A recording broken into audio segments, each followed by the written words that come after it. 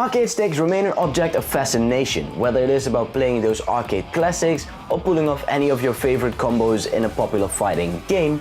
Arcade sticks are the way to go. But a big problem with a lot of these is the high cost they come for, not to mention the additional shipping charges. The Dobby arcade stick I reviewed some time back is a good example of this. But recently JYS sent me over this arcade stick, which is somewhere in the mid-range to budget segment, and I've been using it a fair bit. If you're someone on a tight budget or simply want to have a first try at an arcade stick and have that feeling, you might want to stick around as we're going over all the details during the course of this review. If you're new to the channel, be sure to subscribe. There are some really interesting Nintendo Switch accessories coming up soon, and I've got a couple of really cool Nintendo Switch game giveaways. So with that out of the way, let's have a look at the JYS arcade stick for the Nintendo Switch. When you put down money enough to buy yourself an arcade stick, you will want to have some decent packaging too. And although I don't quite understand the Mac reference at the backside here, and arcade fight stick joystick is a little bit overdone, the packaging does look neat. It comes with a nice handle on the top, and on the backside we find some technical information and the mentioning of course, the tablet mode and TV mode. And interesting is that it comes with a split cable. More on that when we are inside the box. So let's remove that slipcase, comes right off, and here we have the small label, and there we are. Inside we find the arcade stick with, well, nice, decent enough packaging, of course, for shock absorption during transportation, and possibly the smallest instruction manual I have ever seen for such a product. I guess that should suffice. Let's take this one out and let's see what it has to offer. Take this one off, take that one off, and the protection around the joystick. And there we are. Let's have a look. It is extremely lightweight, considerably less so than the Dobby arcade stick, which in large part has to do with the fact that this is a completely plastic build. The Dobby stick right here is of course a metal base with plastic finishing, so that does come with a lot more weight in itself already.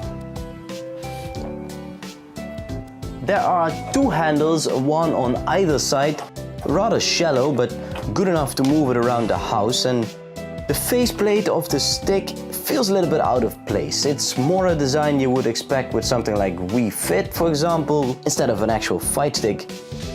But I guess it will do, and at the bottom here we have a space for what I assume would be branding in case you want to customize that as to the individual retailer. In reviewing the JYS arcade stick, I'll be comparing it to the Dobby arcade stick I reviewed some time back and see how these features hold up to that one.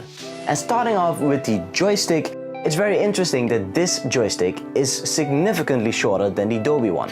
In this case, I can actually hold the entire ball in the palm of my hand while resting my hand. The Dobby stick is a lot higher, so in this case you can push that joystick a little more, whereas in the case of the JYS arcade stick, you can actually hold that ball and make little different movements. And the first thing you'll notice with this joystick is that it is placed in a square restrictor gate, which means when you're rolling your joystick all the way to the edge of that restrictor gate, you'll be hitting those corners, like so.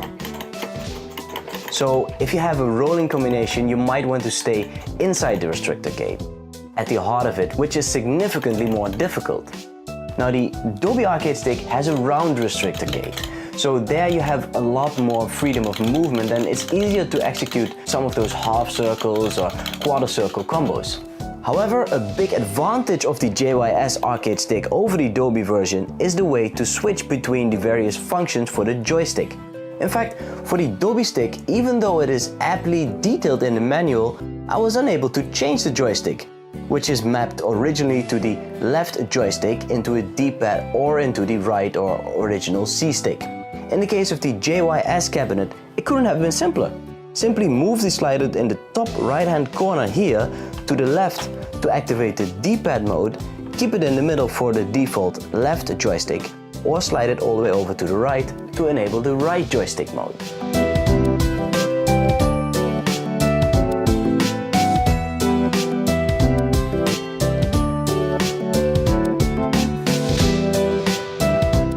buttons are spaced out quite decently, although the last button in both rows should have been placed a little down so as to reflect the natural position of the hand with the pinky coming down there.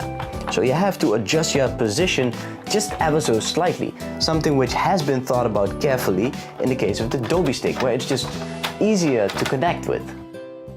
Pressing any of these buttons feels just like what you can expect of an arcade stick.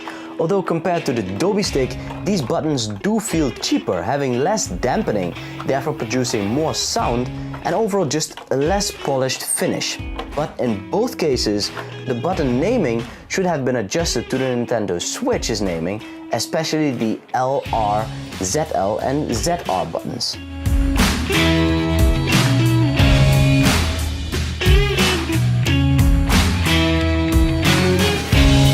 In terms of functional buttons, other than the main face buttons, all required buttons are present. In the case of the Dobby stick, for example, I was unable to successfully use the minus and capture buttons. Perhaps it should be updated with a new firmware patch, or simply the support for multiple gaming platforms stands in the way. Whatever the reason may be, the JYS stick has none of these issues, and all 4 of these basic buttons, 5 if you include the turbo function, work rather well, and these buttons don't feel cheaped out at all. These are plastic buttons, not those rubber small knobs that you see with some third-party controllers out there. One important thing to note is the form factor, something easily overlooked. The JYS arcade stick is a flat build, meaning both the bottom and top surfaces are level. In contrast to the Dobby stick, which has a slanted top, making it easier to place your hand comfortably whilst being seated. The flat top design is more comfortable to use when you've got your hands at a higher level with a lower angle towards your wrist, for example while standing. This arcade stick comes with a hardwired USB cable with a split end to USB 2 and a USB Type-C port, so you never have to worry about carrying a converter plug to get it connected in dock mode. And the beauty of this programming is that the connection can't be made any easier. Simply plug it in and start using it right away. In the case of the Dobby arcade stick, you had to hold down 2 buttons in order for it to sync up, but here you simply plug it in and it's ready to go. The only caveat with this stick is that there is no cable management system, so you always have this cable hanging around.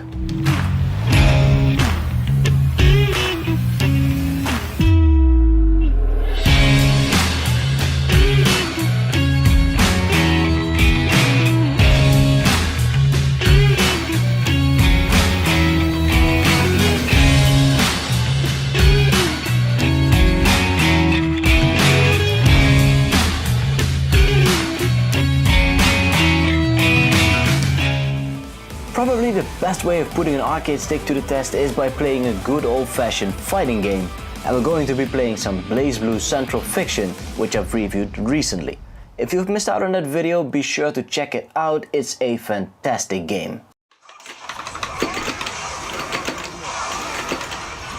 Yeah, I'm not too fond of the square game myself. I find it easier to pull off any of these rolling moves with a circular or octagonal gate. But I'll dive in more on those specifics in the upcoming arcade stick review, as in this case we cannot replace that restrictor gate as confirmed by JYS.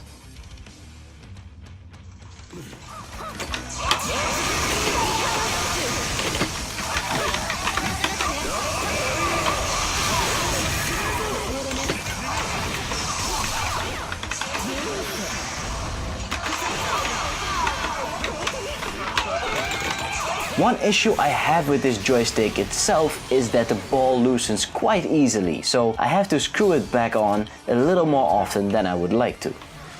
Now let's try out that turbo button. Yup, seems to be working alright.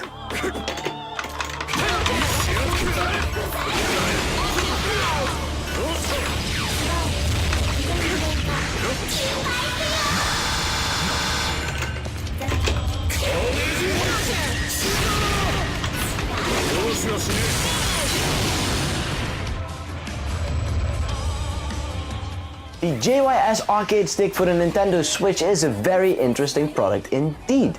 One of the most interesting things, of course, being its price point, sitting at 40% the cost of the Dolby arcade stick. But it does so with a few caveats. One of course being the non-removable square restrictor gate, buttons and joystick. And there's a lack of a cable management system.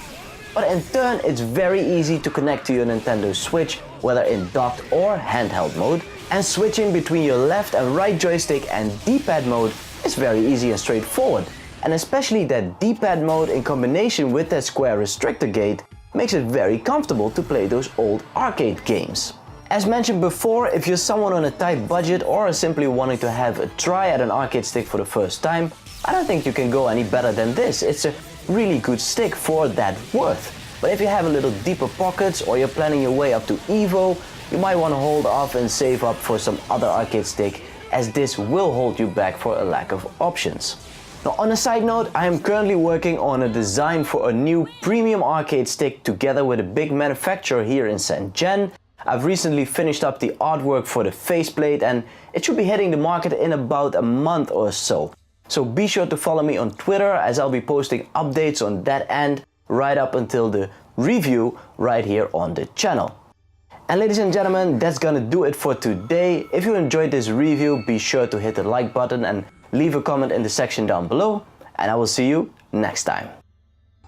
ありがとう、兄様。